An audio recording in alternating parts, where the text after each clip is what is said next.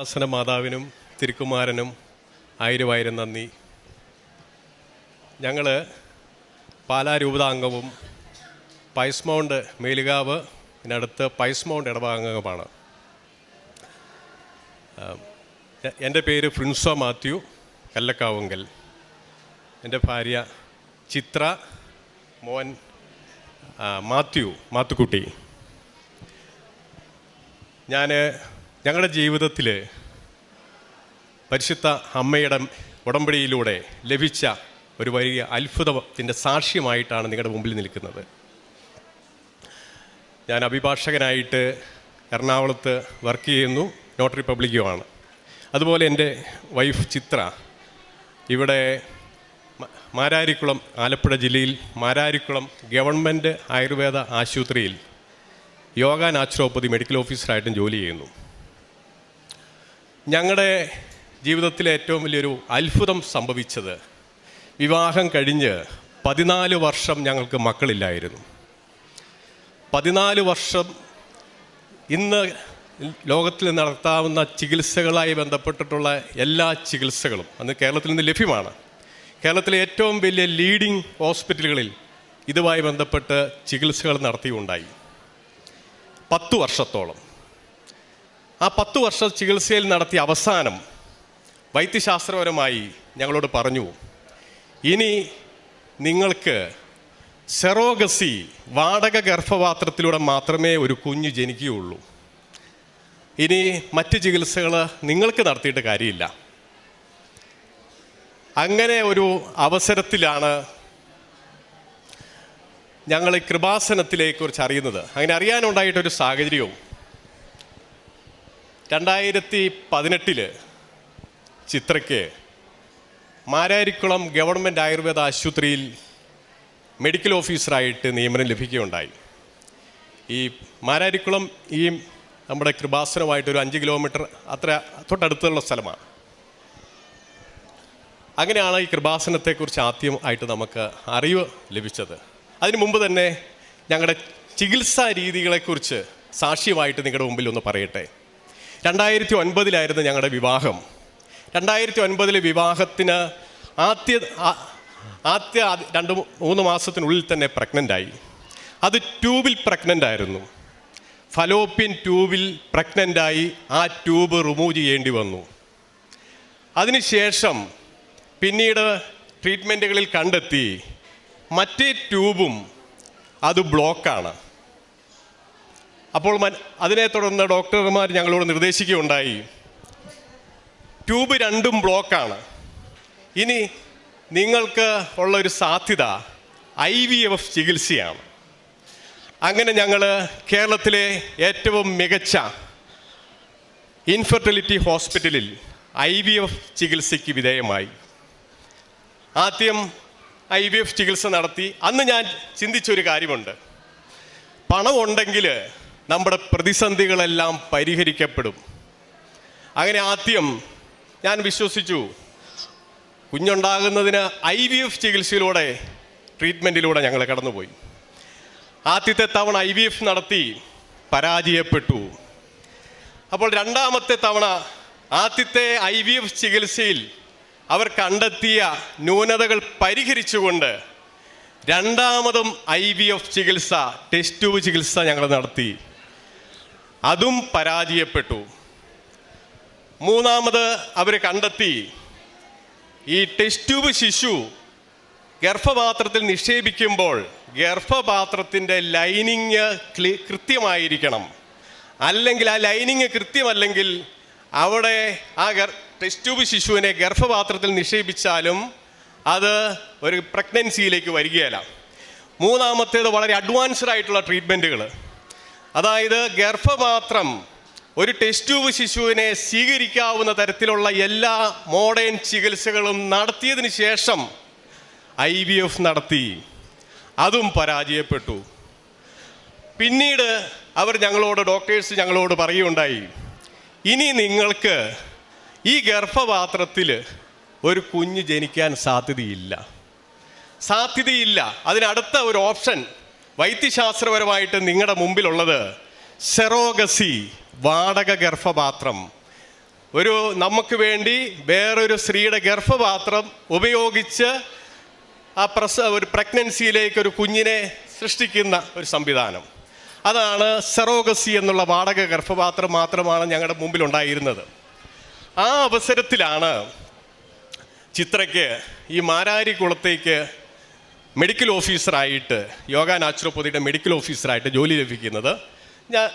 അങ്ങനെയാണ് അന്ന് ഞങ്ങൾ ചിത്ര എറണാകുളത്ത് നിന്ന് പോയി വരികയാണ്. എറണാകുളത്ത് നിന്ന് എടപ്പള്ളിയിൽ നിന്നും ഇവിടെ വരുന്നു, ജോലി കഴിഞ്ഞ് തിരിച്ച് എറണാകുളത്തിന് വരുന്നു.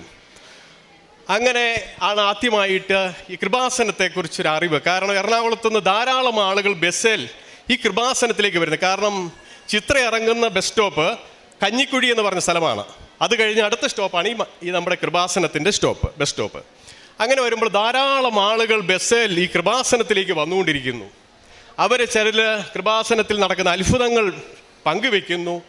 അങ്ങനെ 2020 ഞങ്ങൾ ചിത്ര ഇവിടെ വന്ന് ഉടമ്പടി എടുക്കുകയാണ്.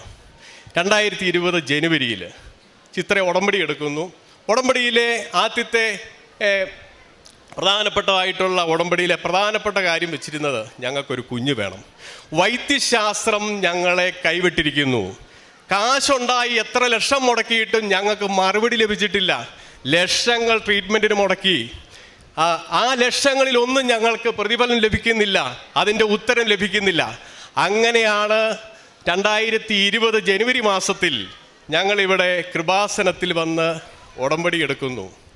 ഈ ഉടമ്പടി എടുത്തും 2020 ജനുവരിയിൽ ഉടമ്പടി എടുത്തു.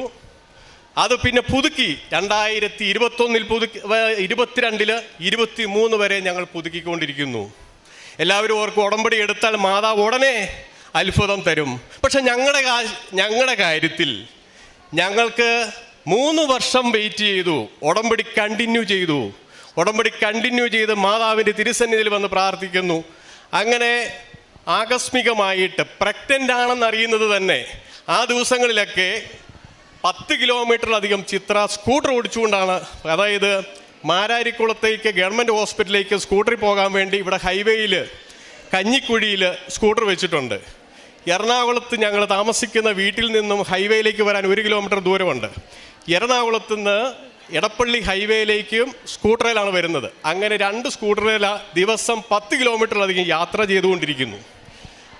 ഈ അവസരത്തിലാണ് 2023 മെയ് മാസത്തിൽ എടപ്പള്ളിയിലിരിക്കുന്ന സ്കൂട്ടർ അന്ന് കേടായി. എടപ്പള്ളിയിൽ ഇരിക്കുന്ന സ്കൂട്ടർ വീട്ടിലേക്ക് പോകുന്ന വഴിക്ക് സ്കൂട്ടർ കേടായി. നോർമലി സെൻട്രൽ സ്റ്റാൻഡിൽ വെച്ച് കിക്കർ ചവിട്ടി സ്റ്റാർട്ടാക്കി പിന്നെയും പോയി. കുറച്ച് കഴിഞ്ഞപ്പോൾ പിന്നെയും സ്കൂട്ടർ കേടായി.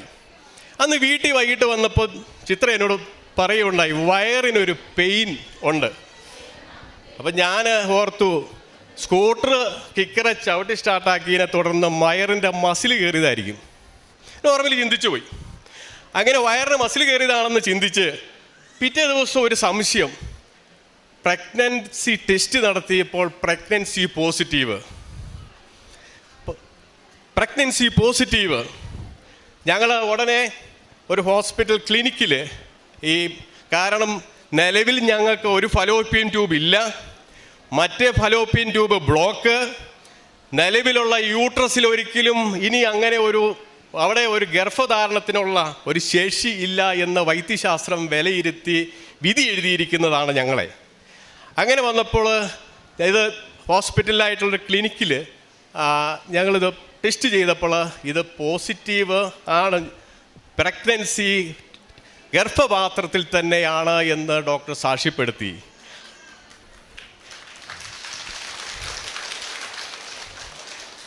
അതിലേറ്റവും വലിയൊരു അത്ഭുത സാക്ഷ്യം ഡോക്ടറിൻ്റെ ഭാഗത്തുനിന്നുണ്ടായത്, ട്യൂബ് ഇല്ലാത്തടത്തെ ഓവറിയിൽ നിന്നും ഓവുലേഷൻ ഉണ്ടായി പ്രഗ്നൻസി ഉണ്ടായിരിക്കുന്നു. ട്യൂബില്ല. വൈദ്യശാസ്ത്രപരമായിട്ട് നമുക്കറിയാം, ഒരു അണ്ഡാശയത്തിൽ നിന്നും അണ്ഡവാഹിനി കുഴലിലൂടെ വന്ന് അണ്ഡവും ബീജവും ചേർന്ന് അവിടെ ഒരു എംബ്രിയോയായി ഗർഭപാത്രത്തിലേക്ക് മൂവ് ചെയ്ത് അങ്ങനെയാണ് പ്രഗ്നൻസി ഉണ്ടാകുന്നത്. അതാണ് വൈദ്യശാസ്ത്രം. ഞങ്ങളുടെ കാര്യത്തിൽ അവിടെ ട്യൂബില്ലാത്തടത്ത് പ്രഗ്നൻസി ഉണ്ടാകുന്നു. അപ്പോൾ അന്നേരം ഞങ്ങൾ തിരിച്ചറിഞ്ഞു, മാതാവിൻ്റെ കൃപാസന അമ്മയുടെ പക്കൽ നമ്മളൊരു ഉടമ്പടിയിൽ ഒരു കാര്യം ഏൽപ്പിച്ചിട്ടുണ്ടെങ്കിൽ അത് നടന്നിരിക്കുമെന്നുള്ളത് ഞങ്ങൾക്ക് ബോധ്യമായി. അതിനെ തുടർന്ന് ഡോക്ടർ ഞങ്ങളോട് നിർദ്ദേശിക്കുകയുണ്ടായി, ഒന്നെങ്കിൽ ജോലി രാജിവെക്കണം, അല്ലെങ്കിൽ ഇപ്പോൾ ജോലി ചെയ്യുന്ന ഹോസ്പിറ്റലിനടുത്ത് നിങ്ങളൊരു വീടെടുത്ത് അവിടെ താമസിച്ച് ജോലിക്ക് പോകണം. ജോലിക്ക് പോകുന്നത് അഡ്വൈസബിൾ അല്ല, എന്നാലും വേണമെങ്കിൽ പോകാം. അങ്ങനെ ഞങ്ങൾ കഴിഞ്ഞ വർഷം ഈ സമയത്ത് ജൂൺ മാസത്തിൽ ഇവിടെ മാരാരിക്കുളത്ത് ഗവൺമെൻറ് ആയുർവേദ ആശുപത്രിയുടെ അടുത്ത് ഒരു വീട് വാടകയ്ക്കെടുത്ത് അവിടെ നിന്ന് ജോലിക്ക് പോകുന്ന സംവിധാനം ആരംഭിച്ചു. അന്ന് ഞങ്ങൾക്ക്, കാരണം വർഷങ്ങൾക്ക് ശേഷമുണ്ടായ പ്രഗ്നൻസി, ഇതിൻ്റെ കോംപ്ലിക്കേഷൻസുകൾ എന്തൊക്കെ സംഭവിക്കുമെന്ന് നമുക്കറിയത്തില്ല.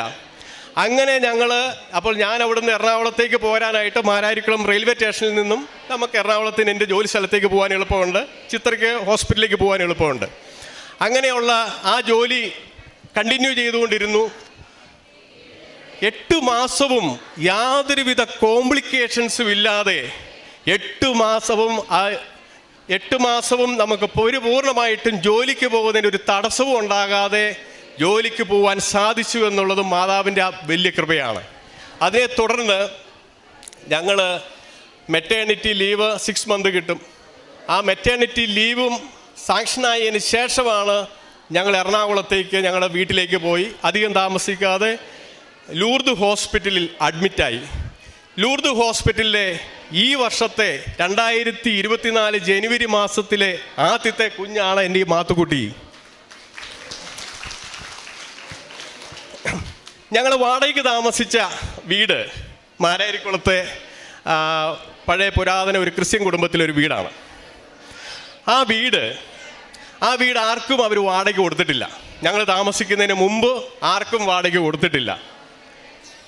ഞങ്ങളുടെ ചിത്രയെ പേഴ്സണലായിട്ട് അറിയാവുന്നത് കൊണ്ടും വർഷങ്ങളായിട്ട് അവിടെ ഈ മാരാരിക്കുളത്ത് ജോലി ചെയ്യുന്നത് കൊണ്ടും ഞങ്ങളുടെ പ്രത്യേക സാഹചര്യം മനസ്സിലാക്കിക്കൊണ്ടുമാണ് ആ വീട് ഞങ്ങൾക്ക് അവർ വാടകയ്ക്കായിട്ട് തന്നത്. ഞങ്ങൾ അവിടെ നിന്ന് വെക്കേറ്റ് ചെയ്ത് എറണാകുളത്തിന് പോയി. അത് കഴിഞ്ഞിട്ട് കൊച്ചുണ്ടായി, യാതൊരുവിധ കോംപ്ലിക്കേഷൻസിലും ഇല്ലാതെ കൊച്ചുണ്ടായി. പിന്നീട് കൊച്ചിൻ്റെ മാമോദീസ ഏപ്രിൽ 14-ാം തീയതിയായിരുന്നു. ഏപ്രിൽ 25-ാം തീയതി ഞങ്ങൾ താമസിച്ച ഭവനം ആലപ്പുഴ പിതാവ് സെൻറ്റ് ജോസഫ് മാരില്ലോ ആശ്രമ ദേവാലയമായി അത് ഉയർത്തി, അത് ആശീർവദിച്ചു. ഞങ്ങൾ കിടന്നമുറിയുന്ന വീടിൻ്റെ അൾത്താരയാണ്. ആ കിടന്നമുറിയുന്ന ആശ്രമത്തിൽ അൾത്താരയാണ്. അപ്പം ഇത്രയും കാര്യങ്ങൾ നമുക്ക് പോലും അറിയത്തില്ലാത്ത കാര്യങ്ങൾ നമ്മളൊരു മാതാവിൻ്റെ മുമ്പിൽ ഒരു ഉടമ്പടി വെച്ചിട്ടുണ്ടെങ്കിൽ ഉറപ്പായിട്ട് സാധിച്ചിരിക്കും. നമുക്കറിയാം, മക്കളില്ലാത്ത ധാരാളം ദമ്പതികളുണ്ട്. അവരുടെ ബുദ്ധിമുട്ടുകളും പ്രതിസന്ധികളും ആ മേഖലയിൽ കടന്നു പോയിട്ടുള്ളവർക്ക് മാത്രമേ അറിയാൻ പറ്റുള്ളൂ. വേറെ ഒരാൾക്ക് പോലും അറിയത്തില്ല മക്കളില്ലാത്ത ദമ്പതികളുടെ ബുദ്ധിമുട്ട്. ഞാൻ അവരോടായിട്ട് പറയുകയാണ്, നിങ്ങൾ പേടിക്കേണ്ട, ഭയപ്പെടേണ്ട. വൈദ്യശാസ്ത്രം ഉപേക്ഷിച്ചാലും കൃപാസന മാതാവിൻ്റെ പക്കൽ നിങ്ങളുടെ അപേക്ഷ അങ്ങ് കൊടുത്താൽ മതി. ഉറപ്പായിട്ട് ഉത്തരവരുളി തന്നിരിക്കും. അതിന് ചിലപ്പോൾ ഉടനെ ലഭിക്കണമെന്നില്ല. ഞങ്ങൾ 3 വർഷം വരെയും കാത്തിരുന്നു, 3 വർഷം വരെയും.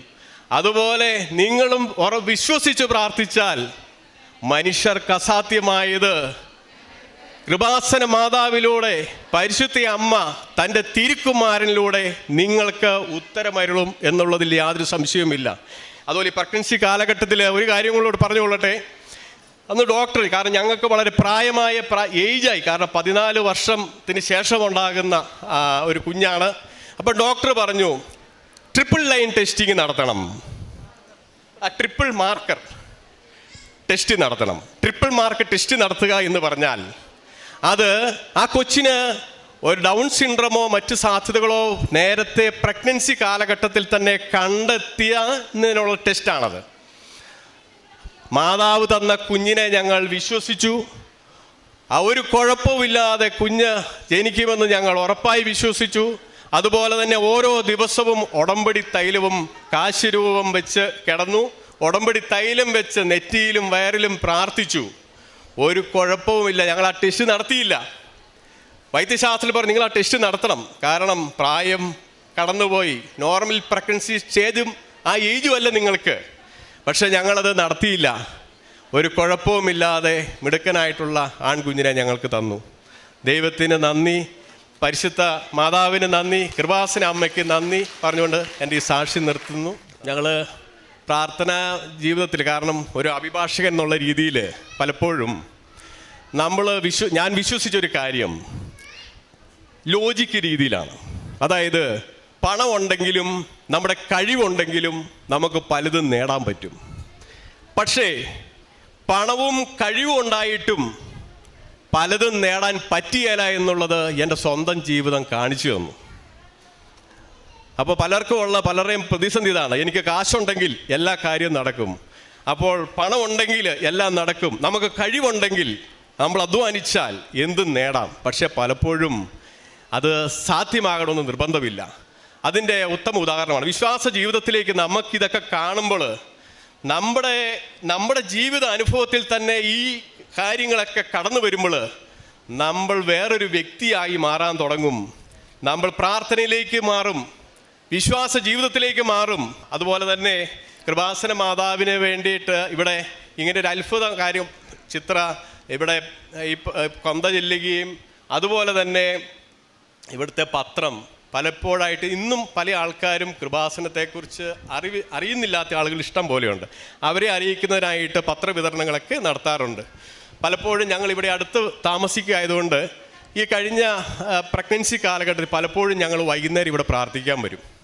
അപ്പം ജോസഫ് അച്ഛനെ ഒന്ന് കാണണമെന്ന് ആഗ്രഹമുണ്ട്, പക്ഷേ കാണാൻ സാധ്യമല്ല. ഞങ്ങൾ ഒരു പ്രാവശ്യം ഇവിടെ ഇത് പ്രാർത്ഥിച്ചുകൊണ്ടിരുന്നപ്പം ജോസഫ് അച്ഛനെ മാതാവെ നേരിട്ട് കണ്ടൊന്ന് പ്രാർത്ഥിപ്പിക്കണമെന്ന് മനസ്സിൽ ഓർത്തിരിങ്ങിയിരിക്കുക, മാതാവിനോട് പറഞ്ഞുകൊണ്ടിരിക്കുക. ഞങ്ങൾ രാത്രി ഒരു 7:30 കാരണം ഇവിടുന്ന് ഒരു 10 മിനിറ്റേ ഉള്ളൂ ഞങ്ങൾ താമസിക്കുന്ന സ്ഥലവുമായിട്ട് ഈ കൃപാസനത്തിലേക്ക് വരാൻ. ഞങ്ങൾ വൈകിട്ട് മിക്കവാറും എല്ലാ ദിവസവും ഇവിടെ കൃപാസനത്തിൽ വരും, ജോലി കഴിഞ്ഞിട്ട് വൈകുന്നേരങ്ങളിൽ. അതൊരു 8:30-9 മണി വരെ, 8:30 വരെ ഗേറ്റ് തുറന്നിട്ടിരിക്കുക. 8:30 കഴിയുമ്പോൾ ഗേറ്റ് ഓപ്പൺ, ഫ്രണ്ടിലെ ഗേറ്റ്, കൃപാസനത്തിലെ ഗേറ്റ് അടയ്ക്കുകയും ചെയ്യും. അപ്പോൾ അതിനു മുമ്പ് ഞങ്ങളിവിടെ വരും. ജോസഫ് അച്ഛൻ ഒരു ദിവസം ഞങ്ങളിവിടെ ഇരിക്കുക, ഞങ്ങളുടെ അടുത്തേക്ക് ജോസഫ് അച്ഛൻ വന്നു. അപ്പോൾ ഞങ്ങൾ പറഞ്ഞു 14 വർഷത്തിന് ശേഷം കൃപാസനത്തിലെ ഉടമ്പടിയിലൂടെ അച്ഛൻ ഞങ്ങൾ ഇവിടെ എത്തി. പ്രാർത്ഥനയിലൂടെ എൻ്റെ വൈഫ് പ്രഗ്നൻ്റ് ആയിരിക്കുന്നത്, അച്ഛൻ തലയെ കൈവച്ച് പ്രാർത്ഥിച്ചു. ഒരു കുഴപ്പവും വരികയില്ല, അമ്മയ്ക്കും കുഞ്ഞിനും ഒരു കുഴപ്പവും വരാതെ നല്ല കുഞ്ഞിനെ ദൈവം നിങ്ങൾക്ക് തരുമെന്ന് പ്രാർത്ഥിച്ചു. അച്ഛൻ്റെ വാക്ക് അച്ചട്ടായി. ദൈവമാതാവിലൂടെ, പരിശുദ്ധ തിരുക്കുമാരനിലൂടെ ഈ കുഞ്ഞിനെ തന്ന് ഞങ്ങളെ അനുഗ്രഹിച്ചു. പരിശുദ്ധമ്മയുടെ മധ്യസ്ഥതയിൽ ഇപ്പം വളരെ വ്യക്തമായിട്ട് സാക്ഷ്യം പറയാനായിട്ട് ദൈവം അനുഗ്രഹിച്ചു എന്നുള്ളതാണ്. അപ്പോഴും അഭിഭാഷകനായതുകൊണ്ട് തന്നെ വ്യക്തമായിട്ട് ആ സാക്ഷ്യം നമുക്ക് മുൻപിൽ പറയുവാനായിട്ട് സാധിച്ചു. ഈ സാക്ഷ്യത്തിൽ ഏറ്റവും പ്രധാനപ്പെട്ട ഈ കുഞ്ഞിനെ പ്രതിയാണ് 14 വർഷമായിട്ടുള്ള അപ്പം 14 വർഷം. അതുപോലെ നോട്ടറി പബ്ലിക് ആകാൻ വേണ്ടിയിട്ട് ഈ ഉടമ്പടിയിൽ വെച്ചിട്ടുണ്ടായിരുന്നു. നോട്ടറി പബ്ലിക്കിൻ്റെ റാങ്ക് ലിസ്റ്റിൽ ഞാൻ വന്നിരുന്നു. പക്ഷേ സർട്ടിഫിക്കറ്റ് ഓഫ് പ്രാക്ടീസ് വരുന്നതിന് വേണ്ടി ഒത്തിരി തടസ്സങ്ങളുണ്ടായിരുന്നു. ഏതായാലും ഈ ഉടമ്പടിയിലെ ഒരു കാര്യം അതായിരുന്നു, ഗവൺമെൻറ് ഓഫ് ഇന്ത്യയുടെ നോട്ടറി പബ്ലിക്കായിട്ട് ഞാനിപ്പോൾ പ്രാക്ടീസും ചെയ്യുന്നു. അതും അമ്മയുടെ അനുഗ്രഹത്താൽ സാധിച്ച പ്രധാനപ്പെട്ട ഒരു കാര്യം. സുവിശേഷം 1:36 വായിക്കുന്നുണ്ട്. അത് മാതാവിൻ്റെ ഉടമ്പടിക്ക്, മാതാവിൻ്റെ ദൈവവുമായിട്ടുള്ള ഉടമ്പടിക്ക് കൊടുക്കുന്ന മറ്റൊരു കൺഫർമേഷൻ എന്ന് പറയുന്നത് തൻ്റെ എലിസബത്തിന് ഗർഭധാരണത്തെക്കുറിച്ചാണ്. വന്തി എന്ന് വിളിക്കപ്പെട്ടിരുന്ന അവൾ ഒരു പുത്രനെ പ്രസവിക്കും എന്ന് മാതാവിനോട് മാലാഖ പറയുന്നുണ്ട്. അപ്പോൾ അതിനുശേഷമുള്ള നെക്സ്റ്റ് വചനമാണ്. ഇവിടെ ഒരുപാട് ഉടമ്പടി സാക്ഷ്യങ്ങളിൽ എല്ലാവരും പറയുന്നുണ്ട് മനുഷ്യർക്ക് അസാധ്യമായത് ദൈവത്തിന് സാധ്യമാണെന്നുള്ള ഈ വചനം അതിന് ശേഷം വരുന്ന വചനമാണ്. അപ്പോൾ ജീവിതത്തിൽ ഇദ്ദേഹം പറഞ്ഞതുപോലെ ഒരു അനുഭവം ഉണ്ടാകുമ്പം വ്യക്തിപരമായിട്ട് നമുക്കൊരു മാറ്റം ഉണ്ടാകും. അത് വിശ്വാസ ജീവിതത്തിനല്ല, നമ്മൾ അടിമുടി ദൈവത്തിൻ്റെതായിട്ട് മാറുന്നൊരു ഇതുണ്ടാകും. അപ്പോൾ ഈ ഒരു കുടുംബത്തിനോട് ഇപ്പോൾ വന്ധ്യയായിരുന്ന എലിസബത്തിനെ ഗർഭം ധരിപ്പിച്ച ദൈവത്തിൻ്റെ സാധ്യമായ സ്നേഹത്തെക്കുറിച്ച് പറഞ്ഞാൽ വിശ്വസിക്കും. കാരണം വ്യക്തിപരമായിട്ടും കുടുംബത്തിലും ഒരുപക്ഷെ ഇപ്പോൾ സാക്ഷ്യം കേൾക്കുന്ന നമുക്കും പ്രകടമായിട്ട് നമുക്ക് പറയാനായിട്ട് ഒരുപാട് സാക്ഷ്യങ്ങളുണ്ടെങ്കിലും അതിലൊരു സാക്ഷ്യമായിട്ട് ഇത് മാറുന്നുണ്ട്. ഇപ്പോൾ ബൈബിളിൽ കർത്താവ് വചനമായിട്ട് എഴുതി വച്ചിരിക്കുന്ന എല്ലാ കാര്യങ്ങൾക്കും അതിൻ്റെ ഡയറക്റ്റ് സംഭവങ്ങൾ നമ്മുടെ ഇവിടെ ഉടമ്പടി സാക്ഷ്യങ്ങളിൽ സംഭവിക്കുന്നുണ്ട്. അത് എന്താണ് അതിൻ്റെ ഏറ്റവും പ്രധാനപ്പെട്ട കാര്യമെന്ന് പറഞ്ഞാൽ, ഉടമ്പടിയിൽ വിശ്വസ്തയോടെ നിൽക്കുമ്പോൾ ഇപ്പോൾ ഏറ്റവും പ്രധാനപ്പെട്ട കാര്യം പറഞ്ഞു, ഒരു വെയിറ്റിംഗ് പീരീഡ് ഉണ്ട്, ഒരു ടെസ്റ്റിംഗ് പീരീഡ് ഉണ്ട്. പക്ഷേ അപ്പോഴൊക്കെ വേണമെങ്കിൽ ഇതൊക്കെ ഇട്ട് പോകാനുള്ള സാഹചര്യങ്ങളും സാധ്യതകളുണ്ട്. എങ്കിലും വീണ്ടും പരിശുദ്ധ അമ്മയെ മുറുകെ പിടിച്ചതിന് വ്യക്തമായിട്ട് ഒരു ബോധ്യം അനുഭവം നൽകി. അതിന് കൺഫർമേഷനായിട്ട് പറഞ്ഞ 2-3 കാര്യങ്ങൾ. ഒന്ന്, താമസിച്ചിരുന്ന ഭവനത്തിനെക്കുറിച്ച് പറയുന്നുണ്ട്. അത് ആ ഭവനം പിന്നീട് ഒരു ദേവാലയമായിട്ട് മാറുന്നതും അത് വിശ്വസിച്ച് കണ്ണുകളോടെ നോക്കുമ്പോഴാണ് അതൊക്കെ ഒരു ദൈവത്തിൻ്റെ ഒരു വരമായിരുന്നു. അത് അവരുടെ ബെഡ്റൂം അവിടെ ആയിരുന്നു എന്ന് പറയുമ്പോഴൊക്കെ അതിന് പിന്നിൽ ഒരു ദൈവിക പദ്ധതി ഉണ്ടെന്നുള്ള ഒരു വിശ്വാസത്തിൻ്റെ കണ്ണുണ്ട് അതിൽ. മൂന്നാമത്തേത് ലൂർദിലായിരുന്നു. ലൂർദ് പരിശുദ്ധ അമ്മയുടെ പ്രത്യക്ഷീകരണത്തിൻ്റെ ഒരു സ്ഥലമായിരുന്നു, അവിടുത്തെ ആദ്യത്തെ ഈ വർഷത്തെ. അപ്പം ഇങ്ങനെ എല്ലാം കൂടി ചേർത്ത് വെക്കുമ്പോൾ മാതാവ് കൂടെ നടന്നു എന്ന് ഈ കുടുംബം ബോധ്യപ്പെട്ടിട്ടുണ്ട്. അവർക്ക് വ്യക്തമായ തെളിവും വ്യക്തമായ ബോധ്യമുണ്ട്. പരിശുദ്ധ അമ്മയുടെ വലിയ പ്രത്യക്ഷീകരണത്തിൻ്റെ വലിയ സമ്മാനമായിട്ട് ഈ അൾത്താരിലെത്തുവാനായിട്ട് ഈ കുടുംബത്തെ സഹായിച്ച പരിശുദ്ധ അമ്മയ്ക്കും തിരുക്കുമാരനും നമുക്ക് കരങ്ങളടിച്ച് ദൈവത്തിൻ്റെ നാമം